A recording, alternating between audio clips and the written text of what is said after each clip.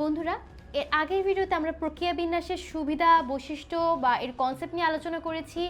এখন আমরা দেখব প্রক্রিয়া বিন্যাসের অসুবিধাগুলো নিয়ে। আমরা জানি যে প্রক্রিয়া বিন্যাসের ব্যবহারটা কিন্তু অনেক বেশি অপরিহার্য, কারণ কারখানা বিন্যাসের মধ্যে প্রক্রিয়া বিন্যাসের কিন্তু অনেক বেশি গুরুত্বপূর্ণ, বা এটা হচ্ছে অনেক বেশি, এটার ভূমিকা কিন্তু অনেক বেশি। তো তারপর এটার কিছু সীমাবদ্ধতা আছে। আজকে সেই সীমাবদ্ধতা যেগুলোকে আমরা অসুবিধা হিসেবে উল্লেখ করছি, সেই অসুবিধাগুলো হচ্ছে কি আমরা ইন ডিটেলসে আলোচনা করব। তো প্রথমে চলে আসি যে অসুবিধা নিয়ে, সেটা হচ্ছে অপচয় বৃদ্ধি। প্রক্রিয়া বিন্যাসের ক্ষেত্রে অপচয় বৃদ্ধি পায়। কিভাবে অপচয় বৃদ্ধি পায়? আমরা জানি যে এখানে কিন্তু বিভিন্ন বিভাগে ভাগ করা হয়। স্বল্প পরিমাণে একাধিক যে পণ্য যদি আমি উৎপাদন করতে চাই সেক্ষেত্রে। তো এখানে কি হচ্ছে, এখানে প্রথমতই হচ্ছে দক্ষ কর্মীর প্রয়োজন হচ্ছে। তো সেই ক্ষেত্রে তো আমাদের একটা খরচ আছেই। তারপর হচ্ছে কি, যেহেতু বিভাগের সংখ্যা বেশি থাকে সে কারণে কিন্তু সমন্বয়ের প্রয়োজন পড়ে। তাই আমাদের দক্ষ সমন্বয়ের জন্য কিন্তু অনেক বেশি খরচ হয়। তো দক্ষ সমন্বয়ের প্রয়োজন পড়ে, সেজন্য খরচ হয়।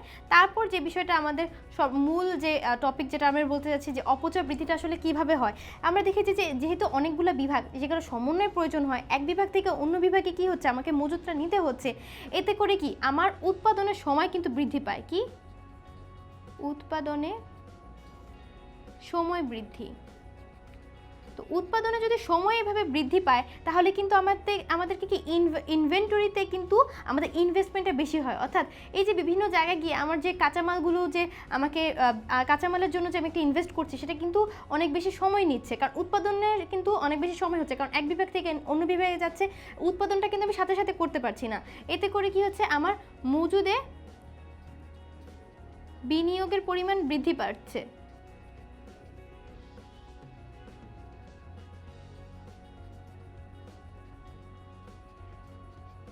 তো যেহেতু মজুদে বিনিয়োগের পরিমাণ বৃদ্ধি পাচ্ছে, আলটিমেটলি আমার প্রত্যেকটা জায়গায় কিন্তু কি আমার খরচটা কিন্তু এক্সট্রা দিচ্ছি। এটা কিন্তু আসলে অপচয়, কারণ এই যে উৎপাদনে আমি যদি সময়টা অনেক বেশি হয়, তাহলে কিন্তু আমি সঠিক সময় প্রোডাক্টটা দিতে পারবো না।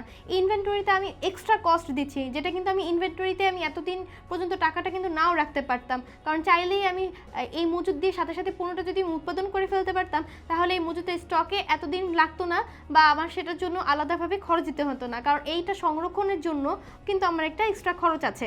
তারপর বন্ধুরা চলে আসি ধীর গতির প্রক্রিয়াকরণ। প্রক্রিয়া বিন্যাসের ক্ষেত্রে অনেক সময় কোনো মেশিন বা বিভাগে অধিক পরিমাণে আধা প্রস্তুতকৃত পণ্য স্তূপীকৃত হয়, ফলে উক্ত বিভাগের সামগ্রিক কাজের উপর একটা ঋণাত্মক প্রভাব ফেলে। কীভাবে? আমরা যদি চিন্তা করি, আমাদের যে উদাহরণটা আমরা দিয়েছিলাম প্রক্রিয়া বিন্যাসের ধারণার সময়, তখন দেখেছিলাম যে বিস্কিট, পাউরুটি বা কেক উৎপাদন হচ্ছে।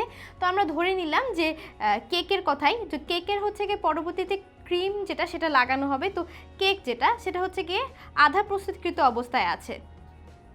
কি হচ্ছে, এটা আধা প্রস্তুতকৃত অবস্থায় আছে।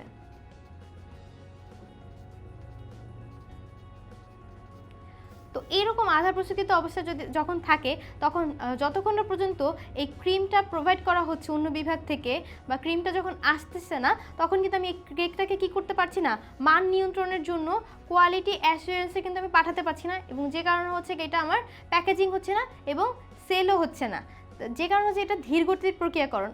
এবং এতে করে কি হচ্ছে, যতক্ষণ পর্যন্ত এই ক্রিমটা আসতেছে না, ততক্ষণ পর্যন্ত এই যে স্তূপীকৃত হতে থাকে কেকগুলো। তো এইভাবে করে প্রত্যেকটা জিনিসই কিন্তু একটার জন্য আরেকটা এইভাবে করে জমতে থাকে।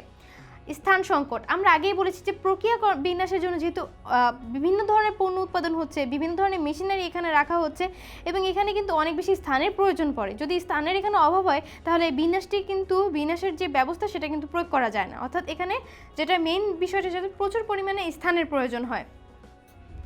অধিক তত্ত্বাবধান ব্যয়, এই বিন্যাসের বিভাগের সংখ্যা বৃদ্ধি পাওয়ায় তত্ত্বাবধায়ক যারা থাকে, তাদের তত্ত্বাবধানের পরিসর মারাত্মকভাবে বৃদ্ধি পায়, এবং একাধিক তত্ত্বাবধায়ক নিয়োগের ফলে এই সংক্রান্ত ব্যয় বৃদ্ধি পায়। যখন আমি বলেছি যে এইটা চাইলে আমি অনেক ধরনের পণ্য কিন্তু আনতে পারি, আমি বললাম যে এখানে উৎপাদনের উপকরণ যেগুলো আসলে মেটেরিয়াল যেগুলো, সেটা আমি হচ্ছে গিয়ে রাখছি, কাঁচামালগুলো, শ্রমিক যারা, তাদেরকে আমি রাখছি, এবং সেখান থেকে আমি কি করছি, যে বিভিন্ন জায়গায় হচ্ছে গিয়ে আমার যেটা যেটা প্রয়োজন, যা যা উৎপাদন করব সেই অনুযায়ী এই যে মেটেরিয়ালসগুলো আমি পাঠাচ্ছি। তো এই যে এই পণ্যগুলো আমি যদি চাই তাহলে আমি আবার আরেকটা উইংস আমি বাড়াতে পারি। এতে করে কি হচ্ছে, আমি চাইলেই বিভিন্ন ধরনের পণ্য স্বল্প পরিমাণে উৎপাদন করতে পারছি, কিন্তু প্রত্যেকটা পণ্যের জন্য, প্রত্যেকটা বিভাগের জন্য আমার আলাদাভাবে তত্ত্বাবধান করতে হয় এবং আলাদাভাবে আমার সুপারভাইজার নিয়োগ করতে হয়। এটার জন্য কিন্তু এটার কস্টটা কিন্তু আস্তে আস্তে বেড়ে যায়। তারপর বন্ধুরা চলে আসি সমন্বয় অসুবিধা। যেহেতু এখানে বিভিন্ন বিভাগের মাধ্যমে কার্য সম্পাদন করা হয়, এখানে আমি আগেই বলেছি যে সমজাতীয় কাজের ভিত্তিতে বিভাগ করা হবে, আলাদা আলাদা বিভাগ করা হবে। তো যত বেশি বিভাগ বৃদ্ধি পায় সেখানে কিন্তু সমন্বয় করাটা কিন্তু অনেক বেশি জরুরি হয়ে পড়ে এবং সমন্বয় তত বেশি অসুবিধা হয়, কারণ এখানে কাজগুলো কিন্তু ভিন্ন। তো বিভিন্ন কাজ সমন্বয় করতে কিন্তু অনেক বেশি সমস্যা হবে। এটা কিন্তু একই জাতীয় না, কারণ কি কাজগুলো কিন্তু একই জাতীয় না, বরঞ্চ বিভিন্ন কাজকে আমি বিভিন্ন ভাগে ভাগ করেছি। একই জাতীয় না, বিভিন্ন ধরনের কাজগুলোকে আমি বিভিন্ন ভাগে ভাগ করেছি। এতে করে প্রত্যেকটা বিভাগকে আমার অ্যাকুমুলেট করে আনতে, অর্থাৎ এই যে বিভিন্ন ধরনের জিনিস আমি বানাচ্ছি, পাউরুটি, কেক, বিস্কিট, চানাচুর, সেগুলোকে আমি আবার হচ্ছে কি আমার কোয়ালিটি অ্যাসুরেন্সের কাছে পাঠাতে হবে। তারপর আমি প্যাকেজিং করতে হবে এবং 3টা বিষয় আলাদা হবে। তারপর আমার সেলে যাবে 4টা জিনিস আবার আলাদা হবে। তাই আমি চাইলেই কিন্তু হচ্ছে গিয়ে সমন্বয়টা খুব ইজিলি হবে না। এখানে যত বেশি আমি বিভাগ রাখবো আমার তত বেশি হচ্ছে গিয়ে সমন্বয়ের প্রয়োজন হবে, কারণ এখানে আমার সমন্বয়ের প্রয়োজন হবে, এই প্রত্যেকটা বিভাগে আমার সমন্বয়ের প্রয়োজন হবে, আর পুরোটা একসাথে আমার সমন্বয়ের প্রয়োজন হতে পারে।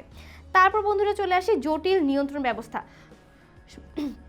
সমন্বয়ের ন্যায় প্রক্রিয়া বিন্যাসে নিয়ন্ত্রণও কিন্তু নিয়ন্ত্রণ ব্যবস্থাতে জটিলতা সৃষ্টি হয়, কারণ একই সাথে বিভিন্ন বিভাগের কার্যাবলীকে সঠিকভাবে নিয়ন্ত্রণ করা কোনো একক ব্যক্তির জন্য কিন্তু পসিবল না। প্রত্যেকটা জিনিসে আমার কি করতে হচ্ছে, নিয়ন্ত্রণ করতে হচ্ছে।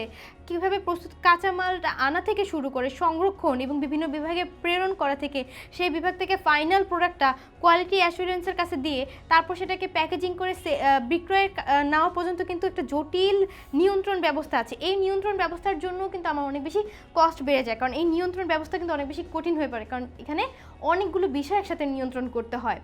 তো বন্ধুরা, বিশেষ ক্ষেত্রে আমরা দেখতে পাই প্রক্রিয়া বিন্যাসে বেশ কিছু সুবিধা অর্জন করা সম্ভব হলেও কিছু অবশ্যই অসুবিধা সবসময় থাকে। এই অসুবিধাগুলো যদিও হচ্ছে গিয়ে খুব একটা ফ্যাক্ট করে না, যখন বিভিন্ন ধরনের পণ্য আসলে একটা কারখানা বা সার্ভিস প্রতিষ্ঠানে, যখন আমি সার্ভিসের ক্ষেত্রে যাই, হসপিটালগুলোতে যখন বিভিন্ন বিভাগ আসলে আমাদেরকে ওপেন আপ করতে হয়, সেক্ষেত্রে এই বিন্যাসটা কিন্তু খুব বেশি সুবিধাজনক। পরবর্তীতে আমরা পণ্য বিন্যাস নিয়ে আলোচনা করব। সে পর্যন্ত সবাইকে ধন্যবাদ।